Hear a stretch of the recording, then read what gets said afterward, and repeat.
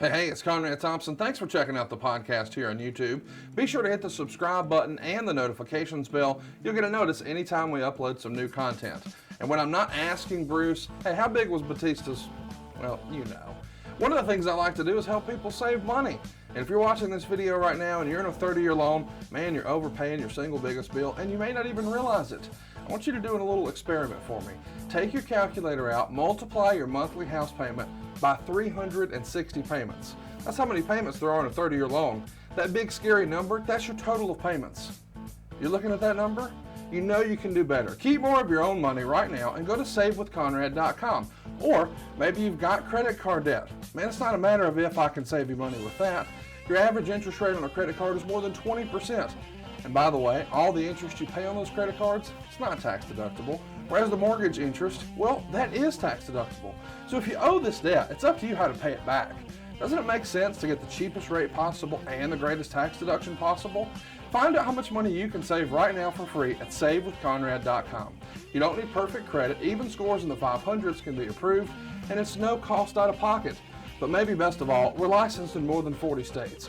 We can help more families than ever before. But how much can we save you? Find out right now for free with a quick quote from savewithconrad.com. Hey, it's Conrad Thompson, and you're listening to Something to Wrestle with Bruce Prichard. Bruce, are you there? Can you hear me? Is this real? Okay. You survived SummerSlam weekend. How excited are you that one of the major tentpole events, the biggest SummerSlam ever, is in the rearview mirror? That had to be a stressful week last week, Bubba. Okay. Yeah. Right you are. You know, this is what fans are tuning in for, man. All this powerful insight as we're wishing you well and congratulating you, and you just hit us with the okay. Okay. I'm tired, Conrad. I'm tired. Well, wake the fuck up, Bruce. What am I? You're Bruce Prichard. No. Oh, no, you're tired, you're sleepy, and you're stressed. Okay. Okay. Yeah, okay. That one worked.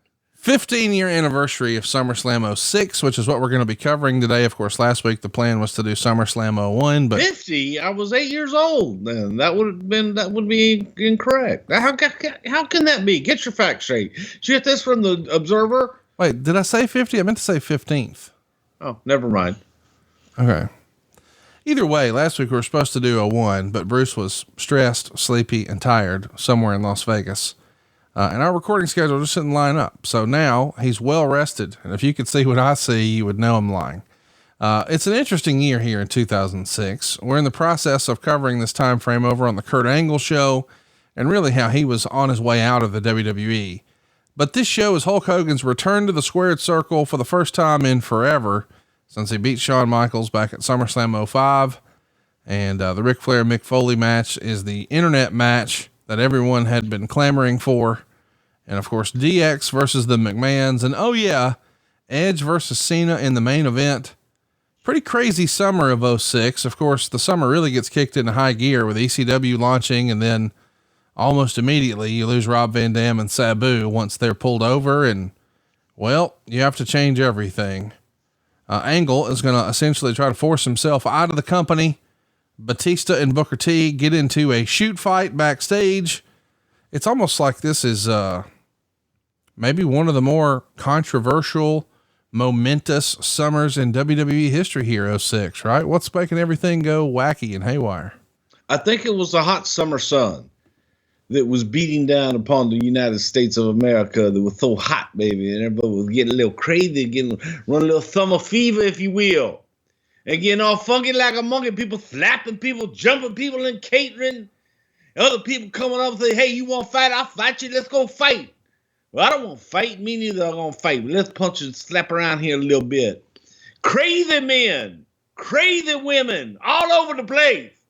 Getting fucked up like monkeys, if you will. And then they all got to get it there, have a little weed, take a ride, give a belt back, do what you got to do. That's the summer. That's the summer of 06.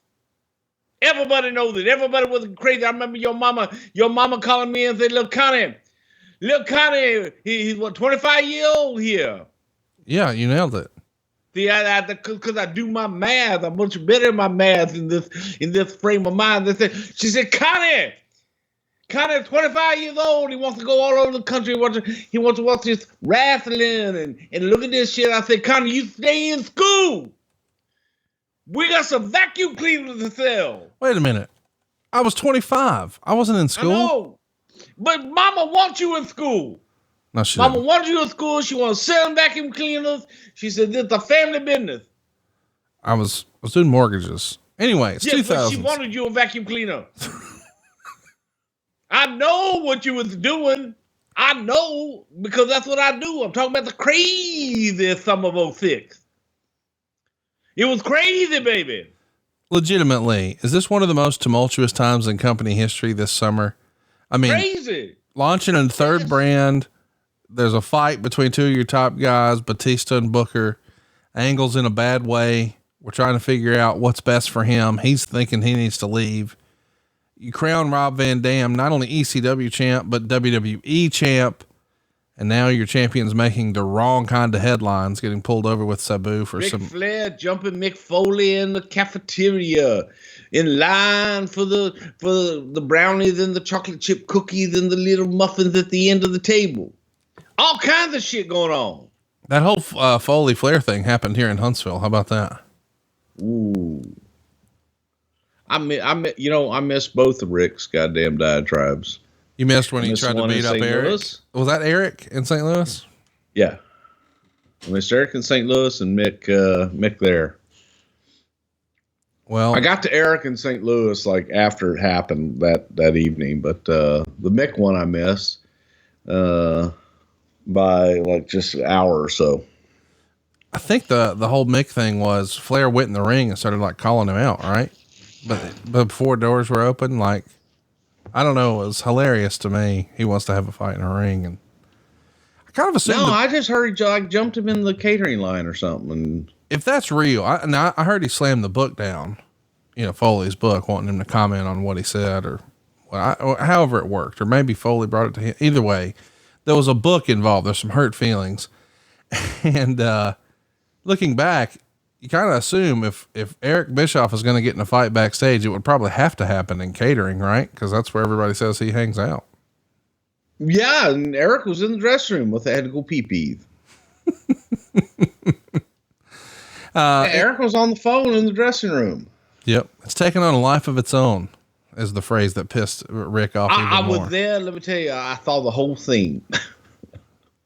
Look, if other people could talk about the goddamn Montreal screw job like they were fucking there, I can talk about goddamn Rick and Eric fight. Rick got in his Bruce Lee stance and went, and Rick went, woo! And Rick went to chop him, and Eric ducked it because he's lightning fast because he's a karate man. He threw one of them hook kicks, came down, boom, bam, bing. And then Rick just said, woo! And then Rick came in, but Rick was throwing them working punches, so he was winning. Because it's all about foam here at this point. And then Rick got him down, went for the figure four, and on Anderson. I get it. It's a wrestling podcast, but he's saving us money on our mortgage. Do you really trust this process? The reviews don't lie. 5-star review after 5-star review. We make it fast, we make it easy, and it's no cost or obligation. Give us a shot to earn your business. I'm telling you, you'll be glad you did, especially if you like keeping more of your own money. You don't need perfect credit or money out of your pocket. So what are you waiting for? Hurry to savewithconrad.com. Came in with holding, giving Rick the extra leverage. There was no escape. And Sergeant Slaughter came in, dropped the elbow. I would have dropped the elbow, but I was watching. I was too busy watching. So nobody would ever know I was there. Yeah, I have no fucking idea. In hindsight, how much did Rob Van Dam's suspension change the plans, do you think?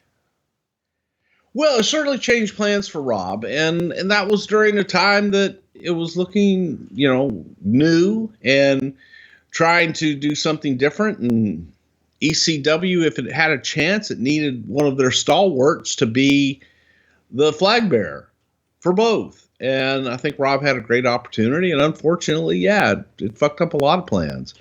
I think that Rob had a chance at that point to really go on and possibly be the guy. And I think Rob had the ability to be the guy. We should mention. Sometimes, Conrad, you know what happens? Sometimes you just do stupid shit. It's true. Believe it or not. I know this is going to be hard for you to believe. It's going to be hard for our listeners to believe. Sometimes I've even been known to do stupid shit. I know. I don't even believe very that, hard. really. I know that breaks your heart. I can see it breaking all the way from here. It's true. It's like this. I can't broke right half. You know this is an Justin audio Bieber podcast. No one can hear you. Yeah, but they can't hear me, Conrad. They can't see you. You know what I mean. They could see through my vocal interludes of that was a heart made with my two hands put together. Okay, I got my four fingers together in the middle. I got my thumbs down, joined down below, and it's in the shape of a heart. And then it goes. That is the fingers separating them from each other as the heart breaks. Boom, done. Is this the way you? That's what you do to me every day. Is this the way you? Is this the way you explain creative backstage sometimes? Sometimes you got to, man.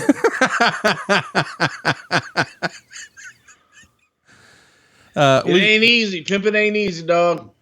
We should also mention. I'm going to leave that one alone. Stephanie went into labor. Ooh, especially after the last conversation we had. The Raw after Great American Bash. So you lose Vince and Triple H for Raw the very next night. And I'm assuming creative obviously knows that this is going to happen, but there's never a good time when you're fresh off of a pay-per-view to lose two of your top talents like Vince and Triple H. But man, I think this is something fans sometimes miss, is that sometimes real life gets in the way. So you probably had a Raw written that it was heavily featuring Triple H and Vince McMahon to help set up this storyline of the McMahons versus DX. But now, their chess pieces are off the table because Stephanie's making that baby happen. That's bullshit. They all jump in the plane. They took off, left us. All to go see little Raw Rosebone.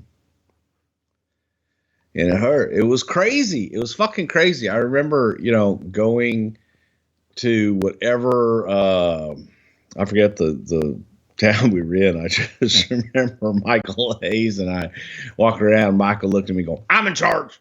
Dude, I'm in charge. And he said, dude, that day. I'm pretty sure he said it that day because he said, dude, I'm in charge.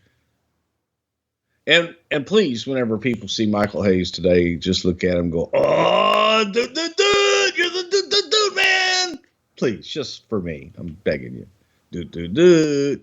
He does love it. He does love it. No, you know what the thing is he does love it. He does. Yeah. I know. It's his favorite. Dude, man.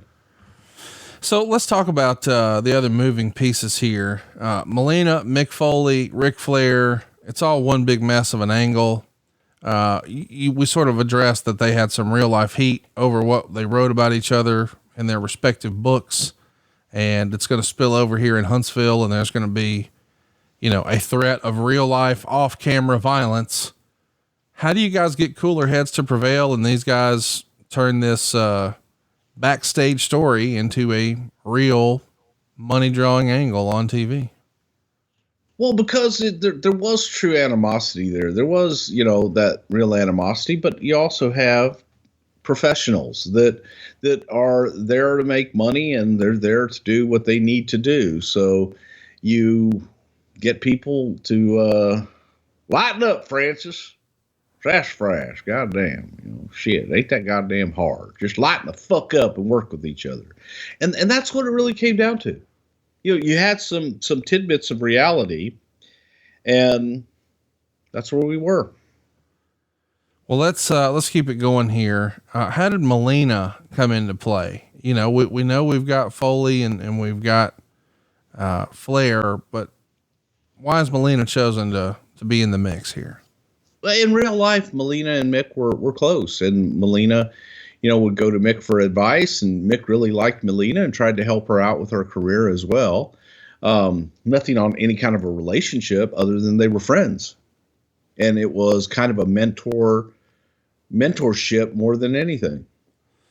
Todd Grisham is going to announce on Raw that Stephanie gave birth to a baby girl named Aurora Rose. who made the call to announce that on Raw? Is that something that, I mean, obviously Vince approved that, right? I mean, there's no way they're just arbitrarily spilling the beans, but is there a discussion to not do that and maybe keep it private? Because that is something that other families have chosen over the years. Yeah, I'm pretty sure that was Vince's call that, you know, if she has a baby, we can announce it on TV and go from there. How did Hulk Hogan come to be in terms of returning to face Randy Orton? Was this Hulk hoping to push his daughter Brooke's album? What's the angle here? Why is Hulkster looking to get back in the squared circle with you guys? I think that Hulk was looking to come back in general. And also, you know, during this time, it was Randy was a legend killer. Hulk was a perfect opponent for Randy.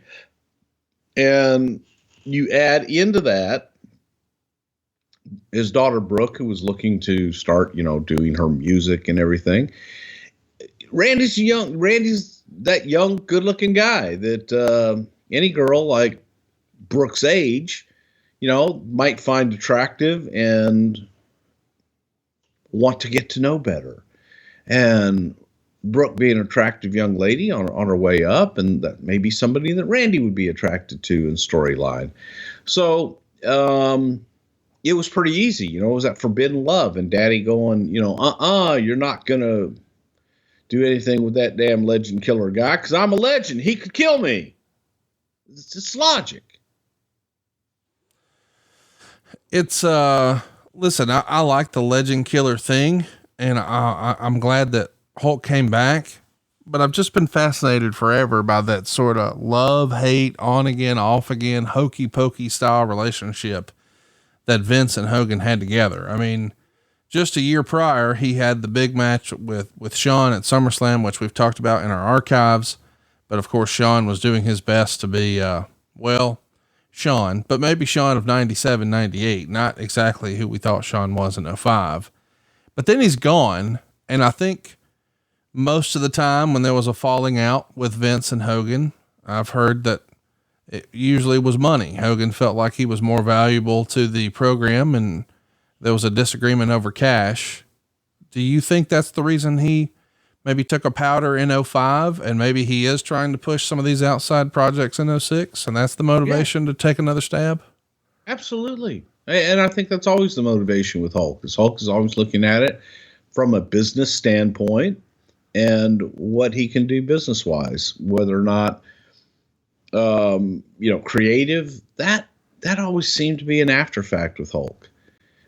Hulk was very involved in the creative and wanted to, talk about it and have input on it. But as far as disputes, they were almost always over money. I'm curious, was there any hesitation to bring Hulk back? Does anybody on the WWF side of things, Vince or anyone else, say, God, do we really want to do this? We know how this is going to end. It's going to be short term. Or do you think, well, who cares? We can get a big match at SummerSlam and have him work with some younger talent. He didn't have to be a lifer. We still have value in Hulk Hogan. There were probably those that rolled their eyes, but I don't think anybody that came up and said, no, God damn it, don't bring Hulk back. I think, even to the contrary, I think there were some guys who wanted to work with him. Do you remember there being discussions with Hulk about the way things went with Shawn back in 05, or is it just water on the bridge by that point? It's water under the bridge. There's a big shift in Canadian TV coverage that's going to get a lot of news. The WWE is going to shift Raw from TSN to The Score. And it's being spun by the WWE that it'll be better for them because they won't be delayed or postponed for sporting events. But Meltzer would claim that the problems were really about the content of the show, noting that now infamous Edge and Lita live sex show back in January. And then there was Triple H and Candice Michelle acting like they were receiving oral attention. That's a real sentence on July 3rd. And supposedly that's the straw that broke the camel's back. Do you remember there being some discontent about the content of the program up in Canada? I think there was always discontent. Canada having a lot stricter rules when you look at international programming. God, when you get into the Middle East,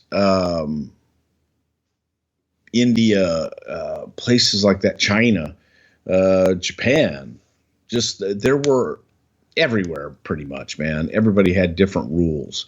While in the UK, you can turn on television anywhere in the UK and you would see, full nudity. Language was really not an issue, and it was just based on the region. So Canada was a little bit more conservative, definitely more so than the United States at that time, and it made it easier. It made it easier to get all of our content on and for them not to want to edit us. And it was a better move for us because we weren't in the preemption, and we also weren't in a position where we were going to be in a place where they could edit us or want to edit us. The Miz is going to announce on Raw that Maurice was eliminated from the Diva Search, but she wasn't eliminated from his life. Did you see that one coming? Would you have predicted that? No, God, no. Wouldn't have seen it coming even when she started full time. No, not in a million years. Maurice is one of these people from the Diva Search that worked her ass off, man. She wanted it so bad. And once she got in and around the business, that's what she wanted to do. And she wanted to work. She wanted to be in it. So, when you look back, and I know people love to knock Maurice and the Bellas and everything, but I couldn't tell you of 3 harder working talent that just wanted it really, really bad. And every single day would be sending you ideas, would always be the first ones there, last ones to leave in training camps. So yeah, we knew, I think at that point, that she was interested in coming to train, and we were interested in keeping her as well. Lily, go ahead. The Miz shit, I don't think anybody could have called. Lillian Garcia returns on July 24th as the ring announcer. Why was Lillian the right move at this point? And was it time? Why did the company think, or did Fink think it's time for me to ease on out of ring announcing? I think it was just more a situation of time to move on and time to change things up and freshen it up a little bit. It happens. Let's talk about, the whole Kurt Angle thing. He's having some problems at the time, in the ring, outside of the ring. He's got some injuries. He's probably over medicating. I think that's been well documented, but it's written that he was actively trying to get on the SummerSlam card.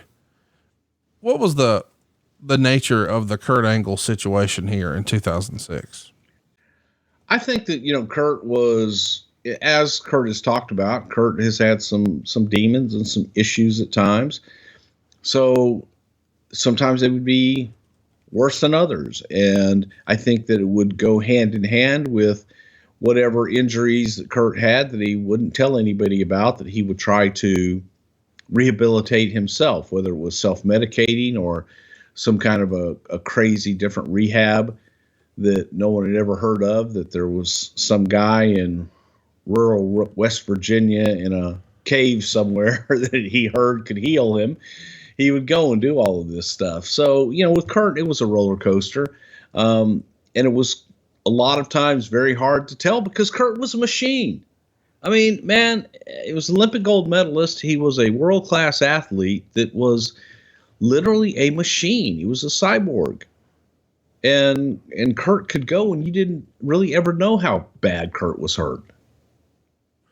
I think Curtis said that he was sending some not so nice text messages when he was maybe over medicated to Vince McMahon, and really having no memory of sending those messages because he had overdone it to cope with the pain.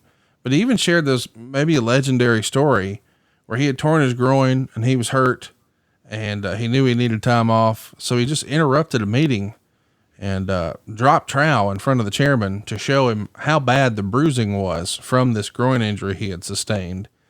The result is he wrestles his last match on August 8th, which is for the ECW television show. It ends in a no contest against Sabu.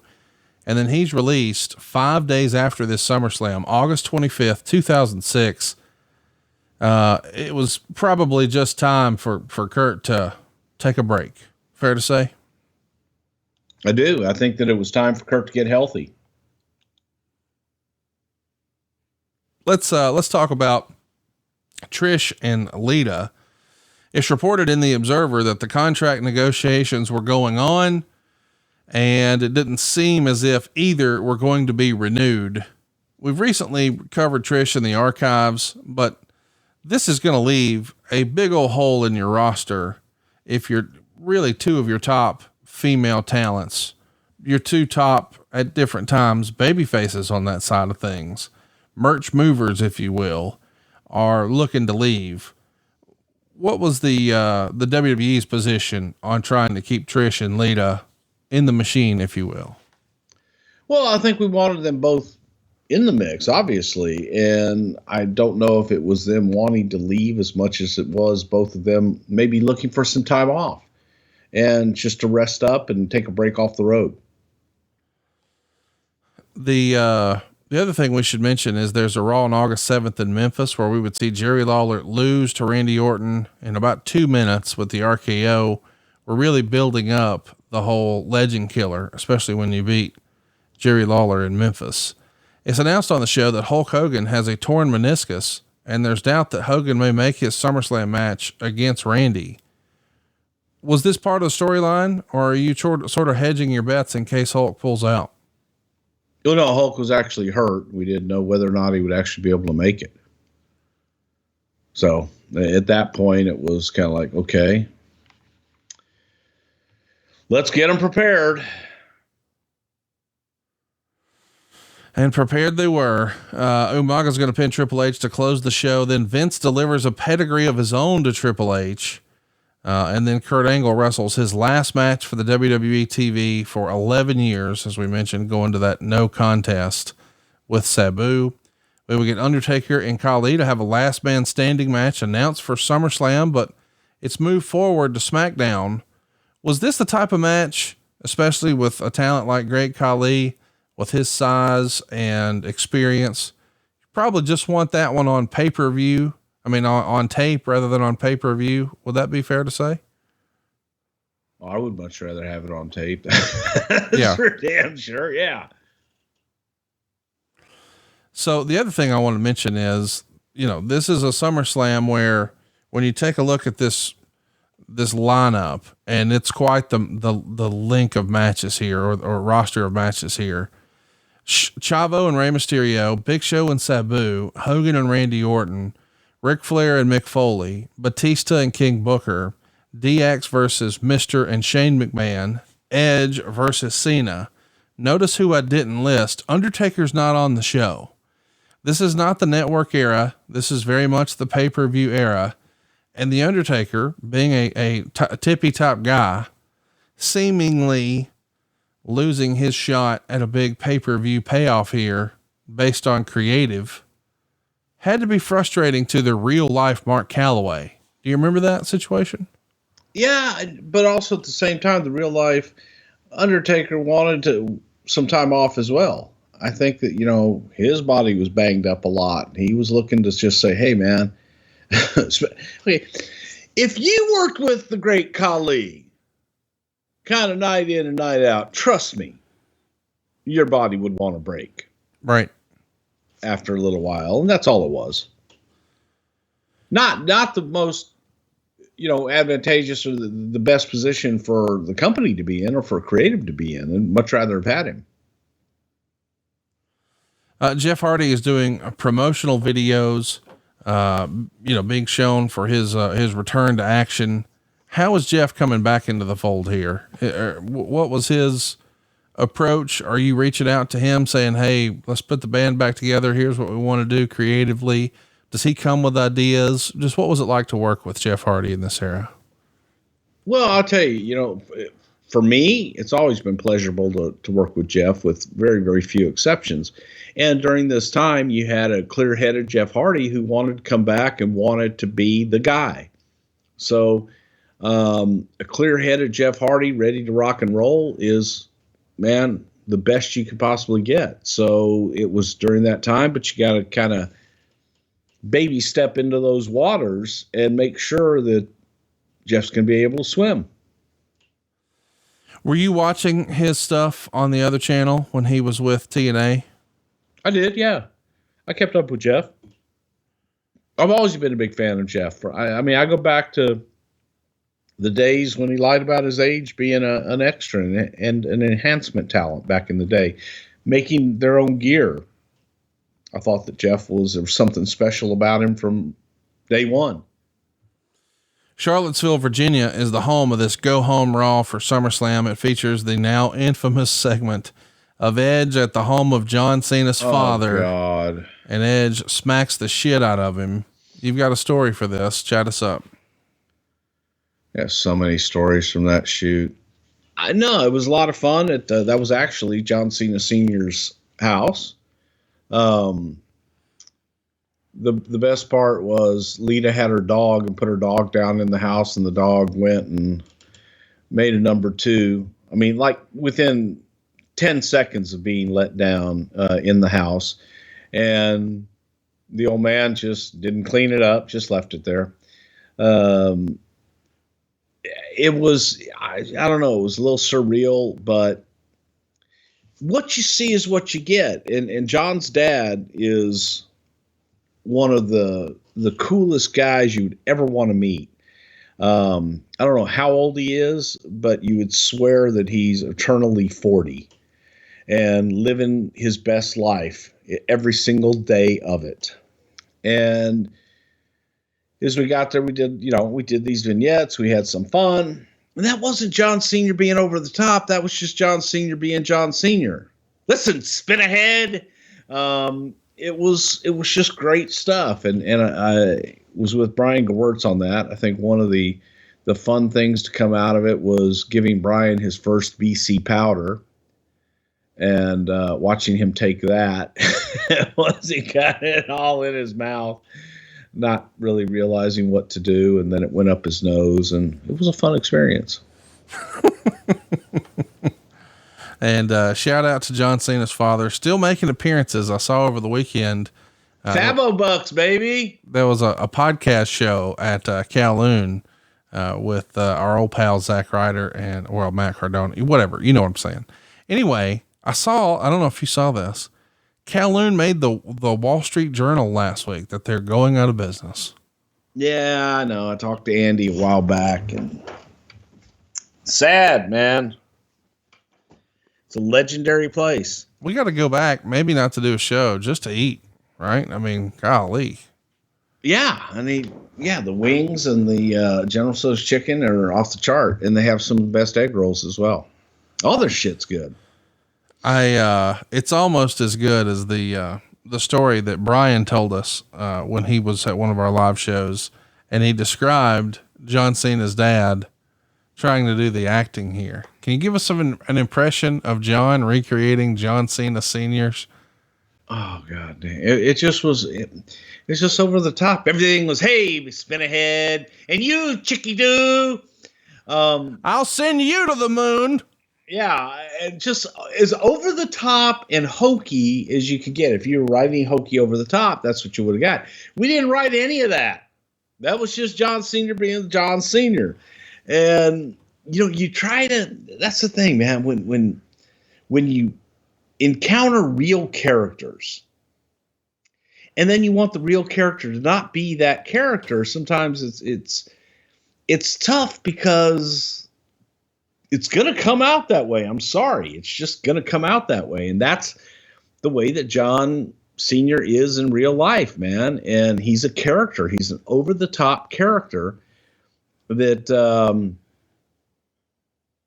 that's just, I would go out of my way, any and every time that he was even in a building to go say hello and pay my respects to him. Cause he's just that much of a gentleman, but he's a character.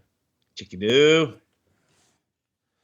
We see Lita defeat Mickey to become the women's champion on Raw. Is this like a, hey Lita, we're not done with you. We still got big plans for you. We want to show you that with our creative.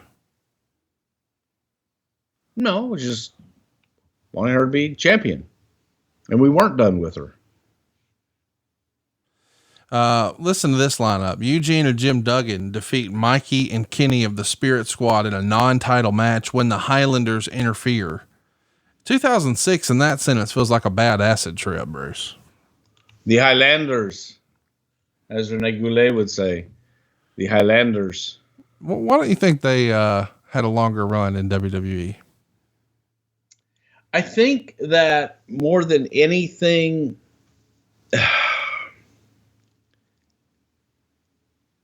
they wanted to focus more on the gimmick than actually working. And there has to be a happy medium. There has to be a happy medium in there where you work your ass off to get the gimmick over, then the gimmick's over and you just work. And they were trying so hard. Two nicer guys you couldn't find. Both those guys were tremendous. I think it was Robbie and Rory. Super great guys, and they really just wanted it. I think they were just confused as how to get there. And if they got there, I doubt they would have remained there. Shannon Moore is being promoted as debuting with a new look. Was Shannon and Hardy coming in like a package deal? I only ask because I know those guys have been friends forever. Well, it was coincidental, and I think that, Shannon kind of coming in also to take care of Jeff a little bit and isn't going to hurt things. John Laurinaitis is going to travel to Atlanta and Louisville to meet with everyone to let them know that Tommy Dreamer will now only be a talent, and Mike Bucci, your old friend, is taking over as head of developmental. We've touched on it before, but what do you think of Mike's supposed heat with Bruce Prichard? I think he's the one who famously said, what's that old catchphrase he used? I'd take him. Yeah, I've never been able to understand his heat with me because I didn't really know who he was. I didn't really ever get a firm grasp of why he was sore with you either, unless it was just a funny line for a shoot interview. Because it is a funny line. Is it, I'd take a bullet for Tom, but put one in Bruce or something like that? Yeah. Yeah. Yeah. And it would be, he'd probably be able to, because I wouldn't know who he was. Okay. If he, I don't see, and I know that sounds mean, but I did one of those deals where you don't remember Simon Dean, the guru. Huh? You don't remember Simon Dean? I know who he is. Yes. Well, that's Mike Bucci. I understand that. Okay. But hear me out for a second.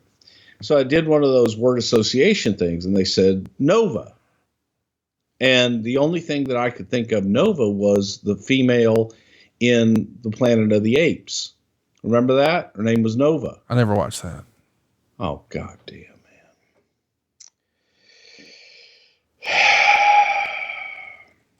What was here? Look, I'm going to take a sidebar for a second. It came out in 1968. We're going to come back to this, okay? We're going to come back to Nova. Came out in 68. What was the first movie you ever remember seeing in a movie theater? That's a great question. I'm going to think,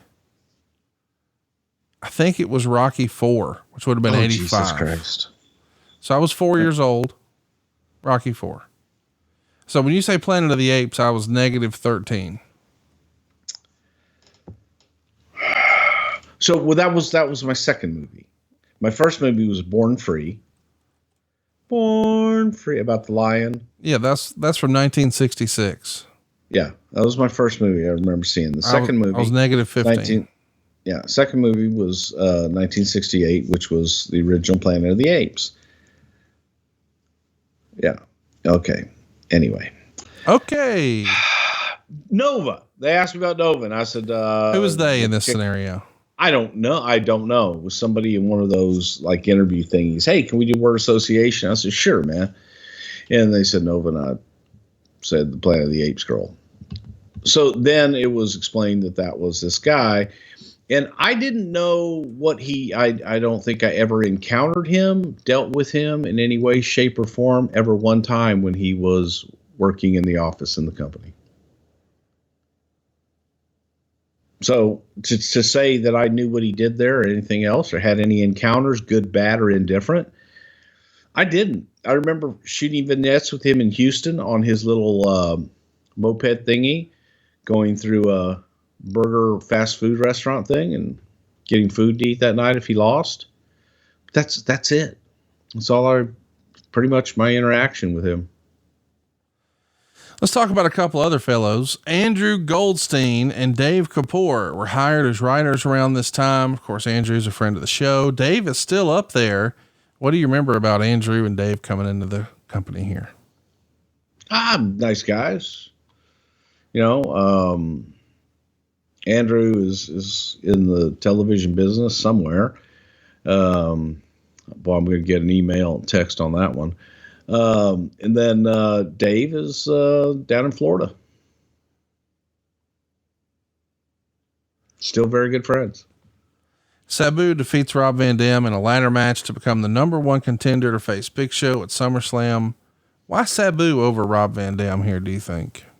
God, I have no idea unless it was just someone for Big Show to slough. It's about the best I can come up with.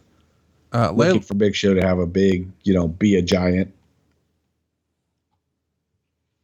I don't know. I couldn't think of a way to ask it, but I think I got to circle back. Can you remember an idea that Goldstein or Kapoor pitched that would be like, hey man, that was a home run, or that was some silly shit? Either way. No. Okay. I can remember going back to one of the writers pitching Super Porky as a midget, that he was a little person, a mini. Super Porky, the little short Porky from Luchador. Great guy, super tough guy, but he's a grown-ass man. He was a short grown-ass man, but he was not a mini. He was not a little person. And one of the writers had pitched that, he's a mini. I know, he's a mini. He's a mini. And we brought him in as a mini. And I kept telling everybody, he's not a mini. He's just short. Now I watched Super Porky, man, in Mexico City, knocked two dudes out in the middle of a match that had stiffed him, and he rolled them out to the outside of the ring and just knocked them the fuck out. Well, that taught him. Two punches. Yeah. Huh? That taught him. Yeah, it sure did, man. And then came back, and it was like all the American guys, and they thought I was with the American guys, and I was just there as an independent, just kind of watching the show as a guest to Paco Alonso. And Porky takes me in a room. I think, okay, now I'm going to get killed. And he apologizes to me in his broken English and pulls out something. I didn't know what the hell. I'm like, oh my God, now he's going to kill me. He's got a knife. And it was a bottle of tequila. And he says, should I drink, amigo? And we drank this fucking bottle of tequila. And I do not first of all, I don't do well with just straight alcohol. Don't do well. Especially don't do well with brown liquor at all. Don't do brown liquor. This was gold tequila. I drank it with him because I was scared. Why were you scared he was going to stab you? Well, because it was a very heated situation. But it was really heated. It was guys grabbing shit and everything. Yeah, it was pretty heated. But you weren't involved in any of that. No, I wasn't, but I walked into it. I got you. In the dressing room. And then Porky grabbed me right afterwards and had something in this bag. And you had something in his hand. And I'm like, I don't know what the fuck that is. But he couldn't have been sweeter. We became, good friends after that. But a class guy. And I understood, man. I was with him for knocking the dude out during the match. I was like, yeah, you should knock that motherfucker out. I got to tell you, I'm a little surprised to hear you say that you're scared, knowing at this point I'm a 4-time. At that time, I was only like at that time, I was 3-time Black Belt Hall of Famer. That seems like something you wouldn't necessarily. But see, you feed off of your fear. I mean, I'd have killed him. Oh. Just saying. He just passed away. Phrasing. I do. And I was very sad about that, too. Layla wins the Diva Search. Did you see Star in Layla? No. Why not? I don't know. I just didn't. What I saw in Layla was personality. Right. And I got to work with her after the fact. Then I was like going, okay, yeah. She had those star qualities. I just didn't think that she exhibited those star qualities in the Diva Search. Got it. After the fact, when I got to work with her one-on-one, man, she was really good. And not that great in the ring, but she was really good as far as personality and star shit. Yes. You and I were talking about someone else the other day, and you said, boy, that sumbitch just oozes charisma. But that's one of those deals where sometimes you got to actually meet them to know that, right? Exactly. And you got to get inside their head and talk to them, if they can captivate 4 or 5 people in a backstage environment, or just in talking to them in general, then they can captivate an audience. So MVP is being shown as hanging in the skyboxes, and he makes his decision on which brand to sign with.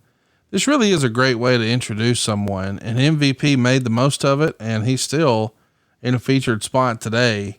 Whose idea was it to introduce MVP this way? A lot of that was his idea, and it was his idea for the MVP gimmick and how to introduce him and all of that. A lot of that came from him. Taker is going to beat Khali on the SmackDown at the Go Home show, and Khali even winds up bleeding here.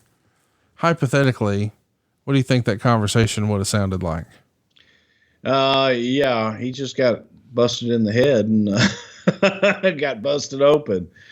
So I don't think Taker wasn't really fond of Khali during this run, and shit just happens.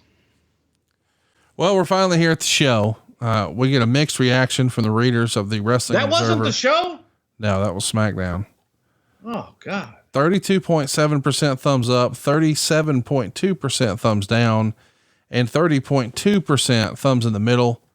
13,500 paid here for a gate of more than $800,000. It's only a 7-match show though. When you look back at like that 01 show, they had several more matches. But this is just a 7-match show. Were you guys trying to maybe less is more? Let's give the guys more time, tell a bigger story. Probably subconsciously, yes. And you had guys that could go longer and make it entertaining, but I don't know that it was really this, okay, hey, let's make a conscious effort to do this. I think it was more of you have the card, you sit there, you go through, you time it, and that's what it shakes out to be. And you had people that could do it. It just feels like at times there's been different sort of edicts. This is an 8-match show here for 06. It was a 9-match show in 05. But it feels like at different times, you've had, what's the old expression? 10 pounds of shit in a 5-pound bag. Did you feel like at times that the company maybe tried to cram too much into a show, or go ahead. I do. I think that sometimes there's the matter of you've got a lot of attractions that may be worthy of being on the show. And sometimes you have to show restraint in editing some of those matches and being able to either prolong them or put them somewhere else. That's just the reality of it. You go back to like the year 2000 and there's 10 matches on the show, and but it feels like most were just, I don't know, they had an extra match or two, and this one didn't feel like it was overdone. And as a result, most of the matches got some time. Let's break it down. Out first is Chavo Guerrero pinning Rey Mysterio, 10 minutes, 59 seconds. Meltzer would say there was nothing wrong with the wrestling, but it was evident by the 2-minute mark in this match that it didn't have any heat, not near the heat it should have with the buildup it was given.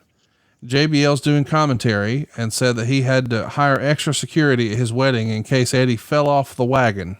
So, some weird commentary here. Supposedly JBL winds up getting a little bit of heat over that line. And he also maybe had a little bit of heat when he is talking about the Batista match, saying he cried like a little bitch when he had to give up the title. But in fairness, JBL's really cutting his teeth on commentary. So he's thrown right into the fire, and maybe as a result has a little bit of heat.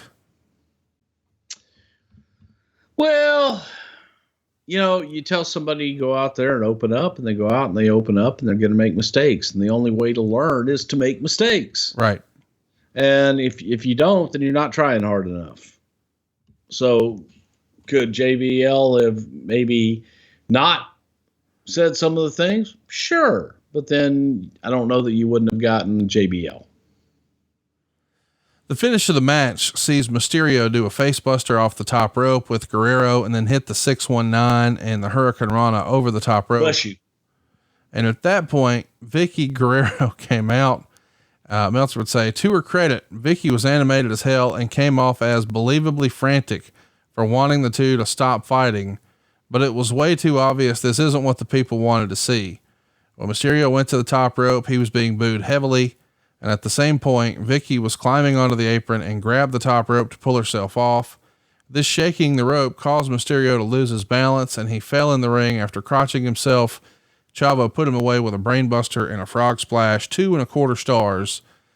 I got to tell you, I thought Vicky did a great job here, and I like the execution of this, where it feels like she's just trying to help herself up, but she accidentally cost Ray the match.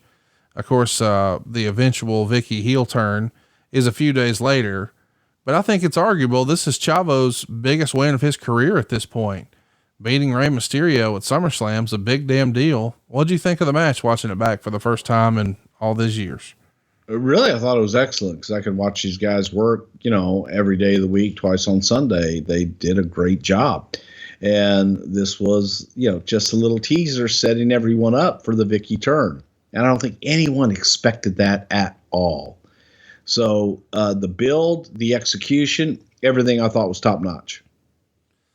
In the second match, Big Show is going to retain his ECW title, pinning Sabu in 8.5 minutes. Meltzer would say it's a garbage style match that doesn't even fit. It wasn't even good in its style, and the live crowd wasn't much into it. Sabu botched a spot, and then Show gave him a spine buster through one table and a choke slam through a second for the pin. 1.5 stars.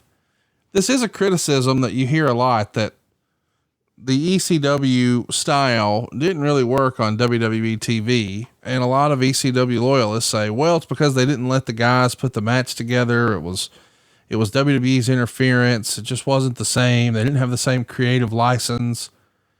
Is there something to that? Or do you think it was just a style that this audience didn't want to see? I think it's a style that overall people didn't want to see. Otherwise they would have remained in business. So it was, you still try to incorporate pieces of it, and it wasn't something the Big Show did or did well. So it just was a clash. It was a clash of styles and a clash of crap that didn't work. We need to mention the next match is Hulk Hogan and Randy Orton. This is on third, which is pretty crazy when you think about it, that Hulk Hogan is in the third match. He gets a huge reaction. Meltzer would say he didn't move much, but he usually doesn't. Orton had to come back and hit the RKO, and the ref counted 3. You know why he doesn't? He didn't have to. Doesn't have to. Is right. So Orton hits the RKO. The ref counts 3, but Hogan has his foot on the ropes. Hogan makes his usual comeback with the 3 punches, the boot to the face, and the leg drop. He plays to the crowd for a long time after the leg drop before getting the pin. 2.25 stars. And it's crazy to think this is Hulk Hogan's last ever match in a WWE ring. I mean, I'm glad it's at SummerSlam. I'm glad he got a big win, but I don't know that I would have guessed that would be the answer to a trivia question. Randy Orton at SummerSlam in 2006 as his last one. First of all, as we discussed before, nobody kicks out of the leg drop. Well established. Okay. So Randy didn't kick out of that damn leg drop. Hulk beat his ass because it's Hulk Hogan, goddammit. So, but, also at the same time, I think, the back issues and all the other issues that Hulk had between his knee, his back, and everything else, it was time for him to be out of the ring. And if you were to ask Hulk today, I think Hulk would tell you, I still got one more in me, brother. And in his head, he does. I just wouldn't for his health. I don't want to see that, man. I want to remember Hulk Hogan as Hulk Hogan and the way he was, and for him to come back and do some nostalgia stuff and be Hulk today, always entertaining, always great. He's Hulk Hogan. You don't want to see Hulk Hogan, gimping around the ring. I don't want to see that. I want to see my guy. Right. So I'm glad it was his last match, at least in WWE. He would go on to have more elsewhere, but I don't think that was the best thing for his just longevity and for his body in general. How excited was Randy to be working with Hulk? I mean, you go back and you look at just their family history, the main event of that very first WrestleMania, Randy's dad is there standing across the ring from Hulk Hogan. And now here we are, one of the biggest events of the year, SummerSlam, and Randy Orton finds himself standing across from Hulk Hogan. It's pretty cool. It is real cool. I mean, and I think that Randy enjoyed that, and it wasn't lost on Randy. Randy looked at this as a hell of an opportunity and a opportunity to work with somebody that his dad did, and biggest name in the business. It's super cool to just have that context. Orton has no issues with this. I'm sure, he's getting to work with the biggest star and the guy who worked with his dad and blah, blah, blah. But there's a story that's come out. Marty Elias was the referee, that Hogan was adamant about doing this whole foot on the rope, false finish concept. And, I don't know. I found that interesting that Hogan wanted to have that little thing in the match. And I really like that he still got to pose with the fans. But do you think there was any quote unquote heat about him doing all the hot dogging before the pin as opposed to after? No, I don't. 'Cause that's Hulk Hogan. You know what you get when you book it. In hindsight, do you wish you would have had Hulk Hogan participate in the whole legend killer thing and Randy got him too, like he did so many others?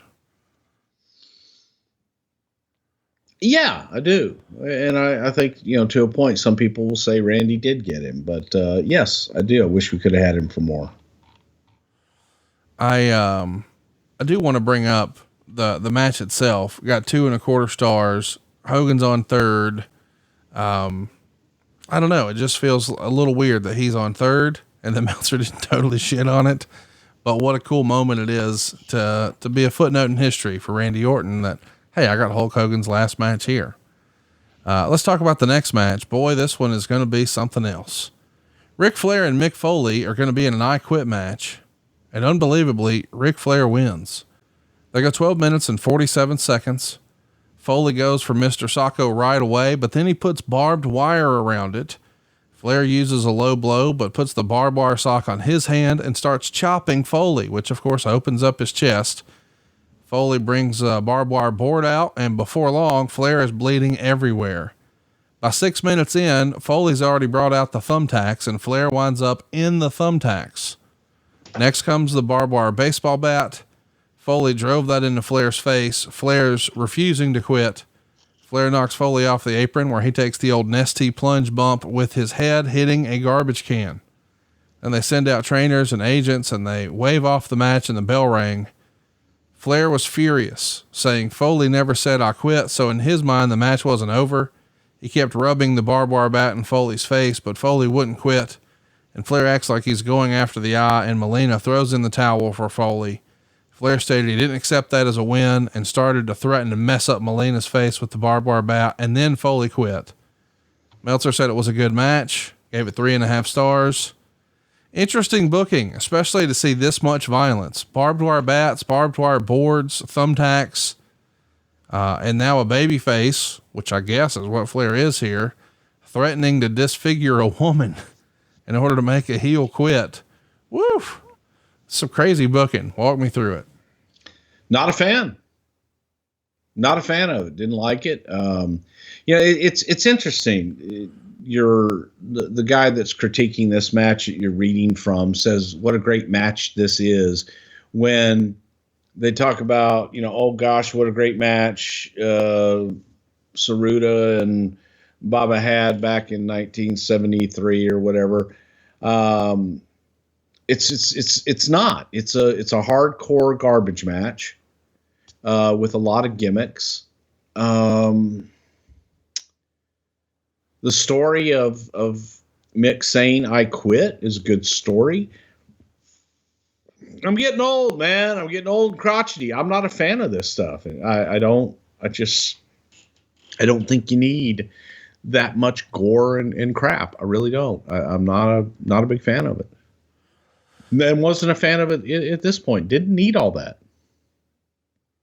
No, I get that. I know a lot of fans are turned off by the violence that's here, but it is, I don't know that you could really do this Foley style story without some of this violence. Could you? I mean, what would you have done differently? I think you could have. Yeah. I think you definitely could have. It's just in how you tell the story, and there's other ways to do it, without all the gore.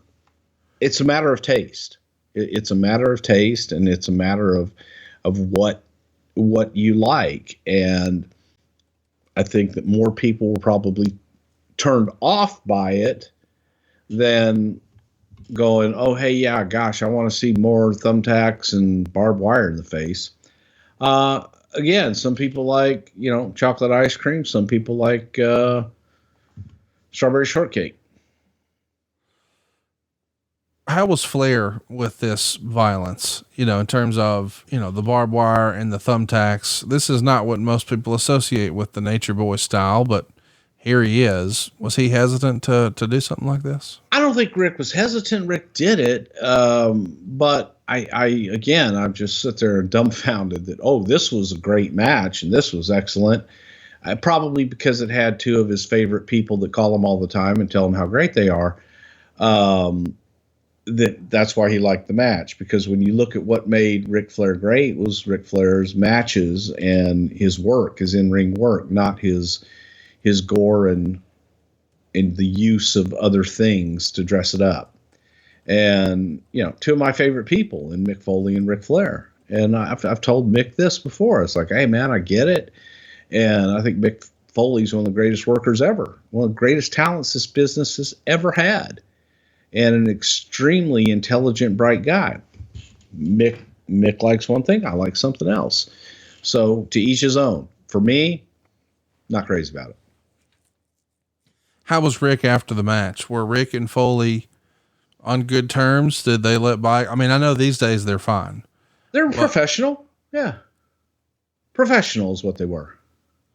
Do you remember who would have been the agent or who would have helped come up with the only way that we're going to get Foley to quit is if he threatens to hurt Melina? Oh, I have no idea. None at all. What do you think about that creative in and of itself? That's what gets it done, that Foley can't be beat and he won't quit, but that's the line. I think it was kind of low class. I didn't like it. Okay. To take it to that extreme. I didn't think you needed to do that. What did Vince think of a match like that with all the violence? I would have to believe that he would probably err on the side of pretty much what I just aired on. Yeah. Maybe he liked it, but I don't see him looking at that going, oh yeah, that's awesome. Was there a concern amongst any of the locker room that even though this isn't technically an ECW match, was there a concern that perhaps, this is what they're going to expect us to do on that side? I don't think so. I just, it was unnecessary, I guess is the best way to put it, in my opinion. Let's talk about the next match. It's Batista and King Booker. Set the backstory for this. I think as the story goes, they were shooting a commercial for this very show, right? Or was it Royal Rumble when something broke out in real life? Do you remember the details? I wasn't there. All I remember, hearing about is that, there had been some tension between Booker and Batista for quite some time.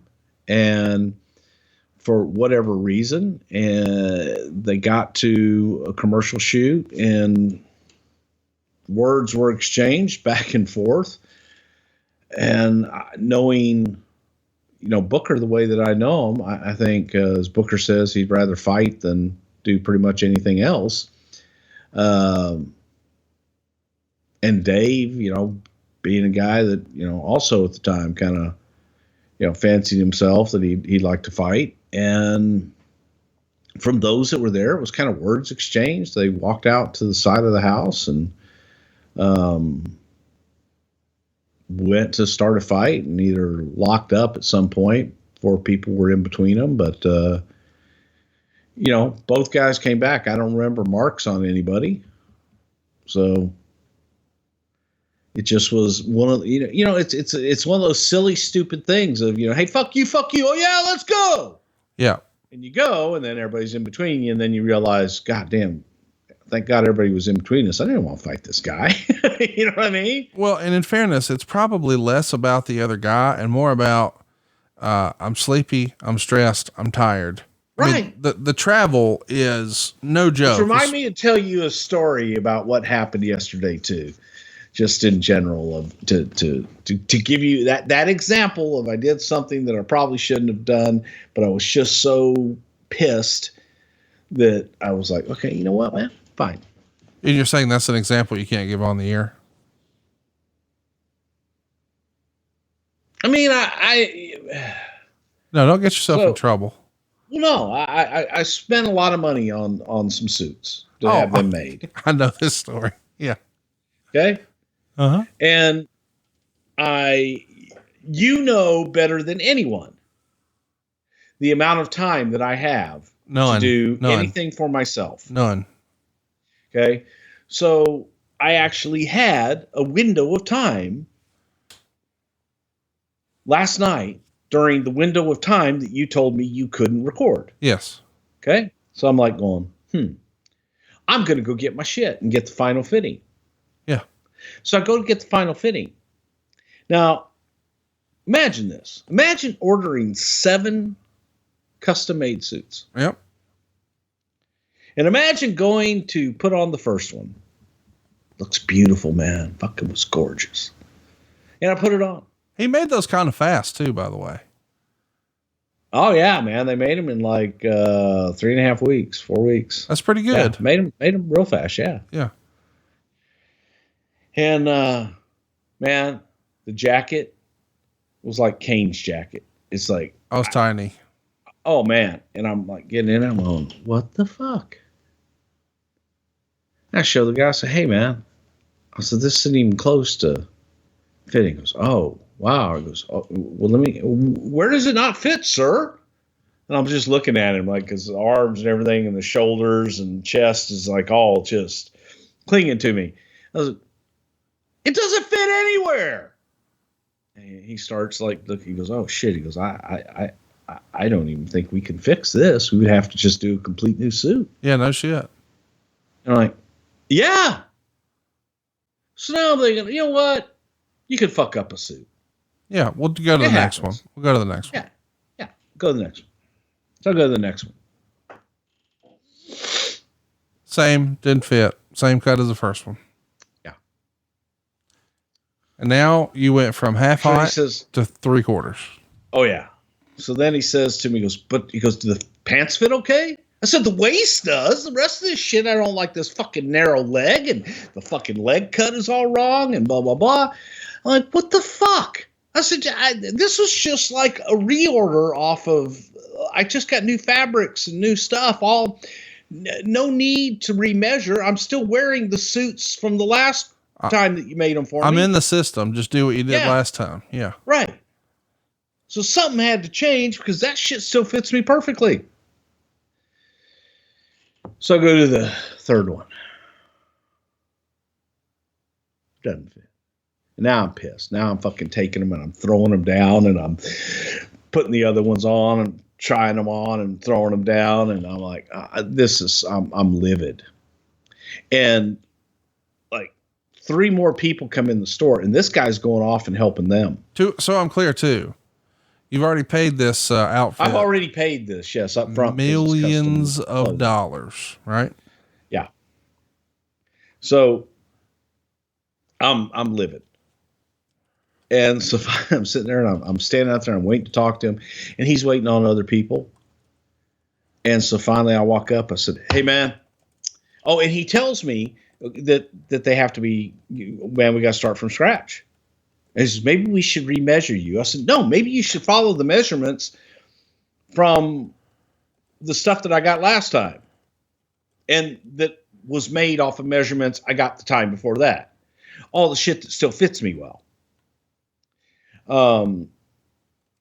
So he's sitting there, and there's 2 customers he's waiting on and a third waiting there. And I went up and I said, "Hey man, your suits are in the back. You call me when you get this shit straight." And then I got to thinking about it. I'm like, why do I want to go through this again? Yeah. Why? And so I was a little pissed off. So I just called the credit card company. I said, "Hey man, I paid for this. I get it. It's custom clothing. If there's nothing you can do about it, then nothing we can do about it. But I don't want to deal with them. So fuck them." So I'm pissed. So I was sleepy. I was tired. I was stressed, and I was irritable. And I just took 7 brand new suits that didn't fit and left them on the floor in the changing room. And how do you do that? And you got your money back? Not yet, but I've made the claim, yes. And no one has called me yet. Taylor hadn't called me yet. But I'm like, no, you don't need to make new ones. Let's cut our losses here, kid. Yeah, I'm not going to. The ones you made are useless. Yeah, to everyone. Yes. Throw them on the rack, and maybe somebody will buy it. But maybe some fat guy, gorgeous shoulders will come in and fit. They'd have to be a little less fat than you, because you said it was Kane's jacket. Actually, see, that's a goddamn good point, Conrad. So this is for a skinny guy with skinny legs too. Yeah, but he's got a bigger waist but skinny legs, and he needs to have an upper body like Kane. Actually, I wonder if Kane's shoulders would have even fit in there. Kane's gotten big. He works out. That's what happens when you got to carry all that around. Yeah. So match number 5, Batista and Booker T goes to a DQ, 10.5 minutes. Booker's going to retain the world title because it's a DQ. Meltzer would say virtually everyone I spoke with after the match internally spoke pretty openly regarding Batista's work here. He was slow moving and tentative with none of the explosiveness he used to have. The finish saw Booker use a missile dropkick and a bookend, but the missed axe kick, Batista used the jackhammer and a full Nelson drop until Sharmell jumped on him for the title saving DQ. Fans didn't like the match and hated the finish worse. 0.5 star. Did you feel like returning from his surgery that Batista had lost a step, or was it just something with him and Booker they just didn't click? No, I think that Dave was a little tentative, coming back and getting his ring legs under him again. So I didn't think the match was good at all. I think both guys were trying to, make sure they took care of Dave, and that's what it was. Sometimes it happens. And sometimes, guys just don't necessarily click. And I don't think that Booker and Batista clicked on this night at all. It's weird to look at these and think about the real life issues playing out on camera. You got Flair and Foley and then Batista and King Booker, but contrast with what we've got coming up next. Shawn and Hunter are going to take on Vince and Shane McMahon. This feels like Vince and his 3 sons. Now, if you don't like this, you're crazy. 13 minutes and 2 seconds. Meltzer would say the whole thing took a lot longer. Vince and Shane sent the Spirit Squad to the ring. They were beaten down in seconds, complete with Triple H giving Johnny a pedigree. Let's time out right there. In hindsight, was Spirit Squad a good idea? I think that it would have been a great idea, frankly, if the guys had embraced it more and really gotten into it from day one. I think that Jeter and Doan were probably the 2 that were most into it. That's all. I don't know. I know that, Nick kind of did his thing, and Nick was great and was looking at it as an opportunity to it worked out. Do something else. Yeah. But, would you Mondo was Mondo, but I don't know that Mondo was ever going to be a top guy. Was it a bad idea or was it worth a try? Oh, I think it was definitely worth a try. I think that having a cheerleader group that could kick ass, yeah, that'd be pretty cool. I would hate them. I hate the fucking cheerleaders on the fucking side of when the guys do the girls' cheers. Why? It just drives me nuts. I don't know. They're incredible athletes. Better athletes than some of the guys on the field. I don't know why. I just don't like it. You know what? Actually, I do know why, because they're probably getting all the girls. That pisses me off. They're better looking than me. They're athletic. And they get all the girls. I hate them. By that same metric, you hate all wrestlers then too, right? Because they're better looking than you and they get all the girls. Not all of them are better looking than me. Name some that aren't. Oh, God. Ric Flair, Mick Foley, Edge, Johnson. None of them are better looking than me. I'm better looking than all of them. You think you're better looking than Edge and Ric Flair? Oh, yeah. Okay. Just wanted to know. Yeah. Okay. Yeah. You telling me that Ric Flair's better looking than me? I feel like... Yeah, give me a break. I feel like Ric Flair... Look at this nose. Oh, we're comparing noses now? No, looks. You're going to compare looks. I'm just saying, look at this nose. I see it. Yeah. Pretty, isn't it? Straight. Well, I wouldn't go so far as say all that. Straight. Yeah, I guess it's a straight nose. Yeah. Okay. A lot of money to get that nose straight. We might need to, is that the one that Brock fucked up for you? Or was that another nose? It's the same nose. Yeah. Okay. Vince, the fuck are we talking about? just trying to get you engaged. I'm engaged. Oh, really? Yes. What you got? You're going to wait till I come down there to pop the question, aren't you? You're going to find out when you're here. I do have something pretty awesome for you. Yeah? I've had it for months and it's been in safekeeping. Okay. Anyway, Vince then sent Kennedy and Regal and Finley out, but Triple H lays out all three of them. Then Vince sends in Big Show. Show does the Cobra Clutch backbreaker on Michaels, then gave Triple H a choke slam through the ECW announce table.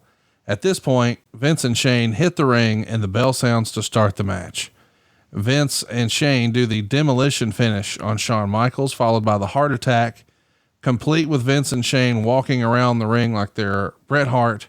And finally, they do the Road Warriors Doomsday device. Ross said he knew that Hawk would be turning over in his grave. Michaels kicks out anyway, makes a small comeback, and then hot tags a now recovered Triple H back in, but that brings Umaga out, and he gives Triple H the Samoan spike, but Kane chases Umaga away, and Triple H kicks out of the pin.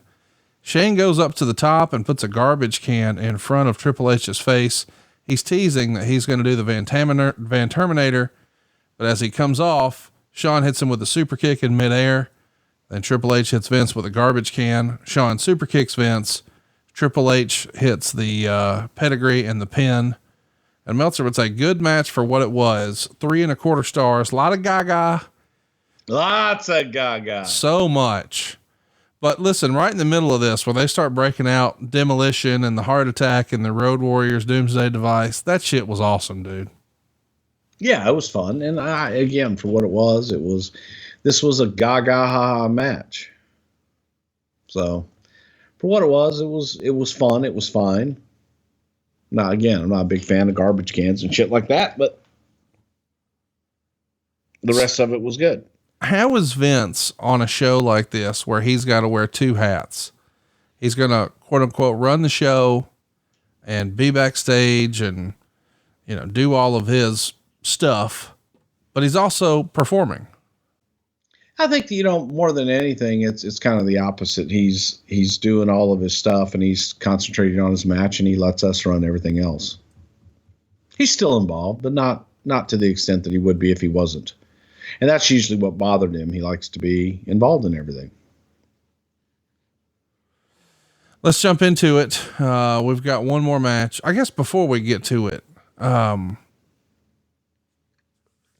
is anybody raising their hand and saying, hey, are we doing too much here when we've got Umaga and we've got, Big Show, we've got Kennedy and Regal and Finley and, it's DX versus the world. It feels a little bit like uncensored back in the day where Hogan and Savage wrestled every heel on the WCW side of things. Yeah. Well, I do think that there was a lot of Gaga and too much. And sometimes when you give them Gaga, that's what they expect after a while.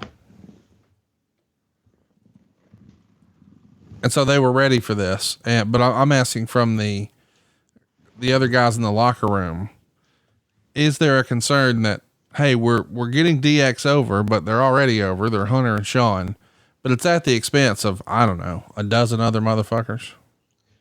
Yeah. I don't know if it's at the expense of them, but yeah, I don't think that you needed all of that.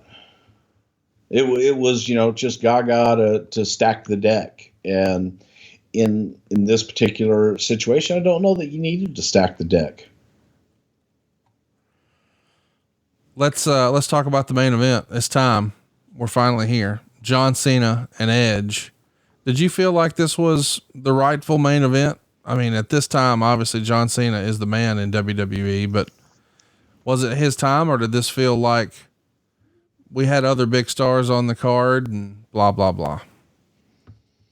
Without a doubt, it was John's time. This show was all about him. So it made a lot of sense, and absolutely. Let's talk. What do you think of the match? The match, it's, how long? 15 minutes, 41 seconds. The rules of the story here are that Edge would win the title, or Edge would lose the title rather, if he gets disqualified. So Edge is coming in as the champ. John Cena is still chasing, but the story is Cena's booed. And this may be one of the first times that we saw some of the regurgitation of John Cena from the fan base. What do you remember thinking when this is going down? I think, John was being booed in a lot of places, and this was around the time that a lot of people. I feel strongly that saving money is important. If it's not something we worry about now, boy, we are really going to worry about it later. And I want to help you get out of debt faster and do it with cheaper monthly payments. I'm talking to you if you're in a 30-year loan. Now is the time to take years off of your loan. We're routinely helping our listeners cut 5, 10, even 15 years off their loan. And you can do this without perfect credit, with no money out of pocket. You've just got to start at savewithconrad.com. People were suggesting turning John heel. And I don't know that was necessarily, obviously it wasn't something that we did, but it was something that people felt we needed to do. And in his hometown, I just found it interesting. That kind of solidified. But booed or cheered, they cared about Cena. No argument for me. They're caring about Cena. The match has a story here. Lita is going to keep trying to interfere. Edge is going to scream for her not to, because he doesn't want to be cost the title. Meltzer would say it was the best match on the show. Edge is going to use the execution. Cena comes back, hits the STFU, but Edge makes the ropes. Lita hands Edge the knucks, but Cena ducks the shot and gets right up and hits Edge for the FU. This time, Lita does interfere. She ran into Cena, who gets on his shoulders. He threw Lita off. She took the FU bump. Edge escaped. The ref was looking at Lita. Edge used the knucks on Cena and pins him to keep the title. So a lot of interference, but it is a good story because of the whole DQ angle. What do you think of that? That if he tries to cheat and he gets disqualified, even that can cost him the title. Yeah, I thought it was excellent. Nice little layer. I thought that the match was used, the everything about it was used excellent. So it was a pretty good story, and they got all the way through it and told a great story and a tremendous finish. What do you think of the show overall? I mean, I think a lot of people were probably asking, because I think this is maybe the first evidence of a crowd turning on Cena, at least that I could find. But I think a lot of people probably assumed Cena was going to win, and then maybe Edge would win in Toronto the next month, since they're sort of in each other's hometowns. But him being booed here, I don't know. Does this throw everybody off backstage? No, not really. I think that you were feeling it. There was a groundswell everywhere we went, live events and TV. You were feeling it. The audiences all over the country had the same reaction and were really kind of getting behind booing John. So we knew it was coming. Thought in Boston that, hey man, they not so much. So it was crazy, but at the same time, I think we were ready for it. Let's get to some questions. Instagram, a wrestling historian, says John Cena should have won the title back here and then lost it back to Edge at Unforgiven instead. Can you change my mind? I think in a conventional booking sense, that's probably right. You want to send the fans home at SummerSlam and let John win in his hometown and then let Edge cheat to win it back in his hometown, but you win a different way. Can you explain why that was a better way? Because it was the best way to go at the time for the story. John not being successful and John having to chase the title a little more. Michael McClanahan says, given John Cena's popularity, has WWE ever considered running a pay-per-view at Gillette Stadium? Yeah, we actually spoke to Joe Kraft about that at one point, and not WrestleMania, but I think, doing a show in the middle of the summer, like a July event, it just, it didn't work out and would have been great because with all the Northeast fans, it's a hell of a facility. I don't know Joe Kraft. Did you mean Robert Kraft? I meant Robert Kraft. Joe, you know who Joe Kraft is? No. Joe Kraft is an old salesman that I used to work with many, many years ago at a moving company. And oh yeah, I knew him. How could I forget him? The salesman at the moving company. Yeah. Yeah. Duh. Silly me. Stupid. John Canton says, there was a fan with a huge Hogan tattoo on his back. And after Hulk's match, he slapped it. My question is, if the guy had a brother love tattoo like that, would Bruce have slapped it? Hard hitting question, brother. Journalism. This fan who had this big full back tat of Hulk Hogan did go a little viral for a minute back before that was probably even a word. Did you see that tattoo up close? What do you think of that? Yeah, it was tremendous. Remember, we had the guy that has our tattoo on the back. Yep. Something to wrestle with. So I slapped that.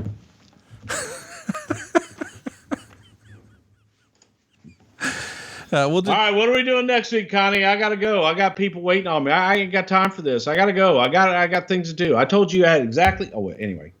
Now I'm taking up time. No, we're done. We're finishing up. Don't get hot. Why are you fired up here? Up next, and you know what's coming. What? Oh, you want to guess? No, I don't.